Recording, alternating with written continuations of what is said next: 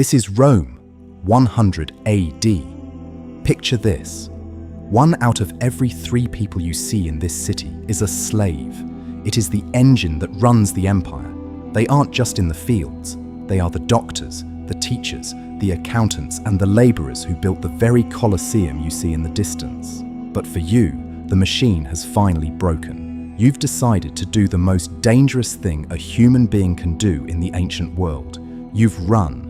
I used modern AI to reconstruct the first 24 hours of an escaped slave in the heart of the Roman Empire. We aren't looking at the triumphal arches today.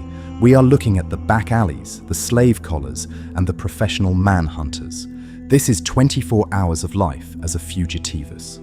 4 a.m., the breaking of the chain. The day begins in the pitch black of a rural villa's ergastulum, a private slave prison, about 10 miles outside the city walls.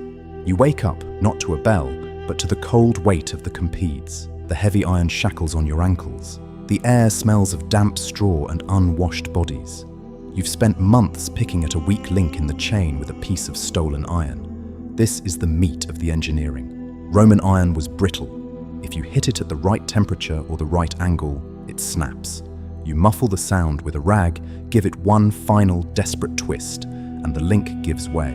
You don't have a plan, you just have the dark.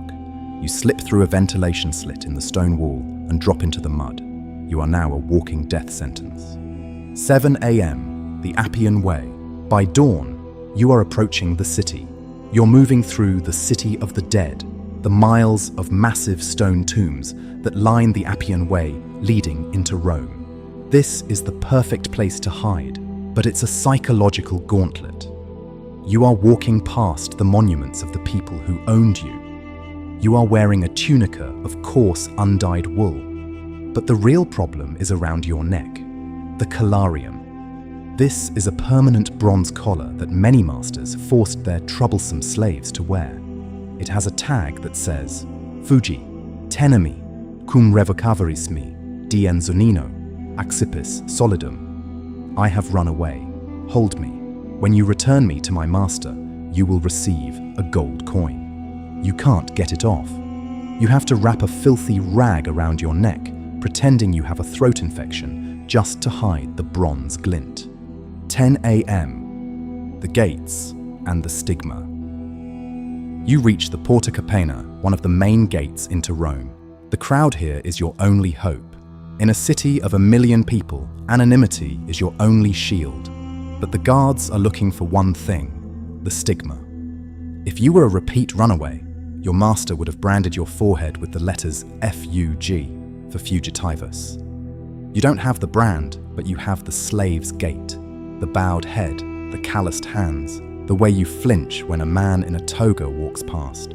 You rub soot and dirt onto your face to hide the smoothness of your skin. You walk through the gate, blending into a group of Syrian grain merchants. You are officially inside the lion's mouth. 1 p.m., the Subura. By midday, the heat is a physical weight, and you are in the Subura. This is Rome's most dangerous, crowded district. This is where the AI reconstruction gets visceral.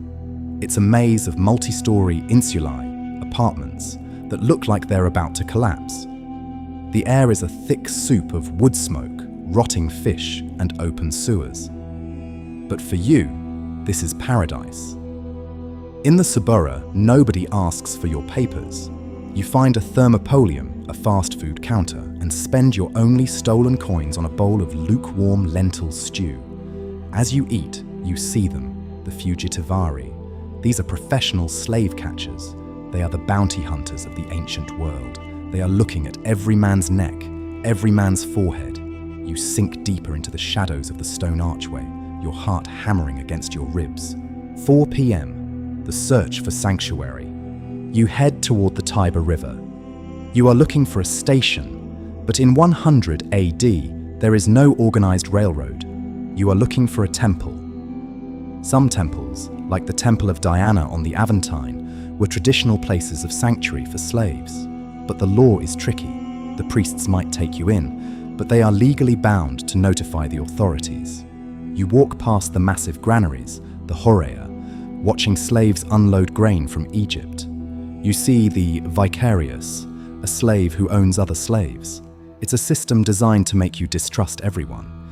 You find a small hidden shrine to an Eastern god, Mithras or Isis, where the worshippers are known to be more sympathetic to the invisible people of Rome. You hide in the cellar, breathing in the smell of incense and damp earth. 8 p.m., the night of the rattles. The sun sets and Rome becomes a different beast. The heavy wagons begin to roll in, shaking the ground. You are back on the move. You head toward the docks of the Emporium. If you can get onto a barge heading for Ostia, the port city, you might be able to disappear into a merchant ship heading for North Africa or Gaul. But the streets are pitch black. You hear the vigiles, the night watch, clattering past with their wooden rattles and torches. Every time the light hits the wall, you freeze.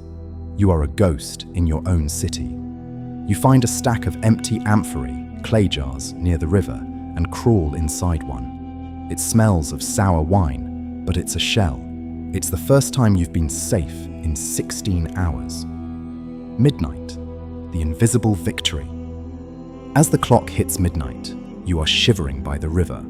You haven't escaped the Empire. There is nowhere the Empire doesn't reach. But you have escaped the Domus. You have moved from being a speaking tool, which is what the Roman writer Varro called slaves, to being a man with a name. You look at the bronze collar around your neck. It's still there. The law still says you are a piece of property, no different than a shovel or an ox. But as you watch the moon reflect off the black water of the Tiber, you realize the most important reconstruction of the day. The Romans built their city out of stone and concrete, but they built their society out of fear. And by running, you've proven that the fear doesn't work on you anymore. One day down, you are starving, you are hunted, and you are exhausted.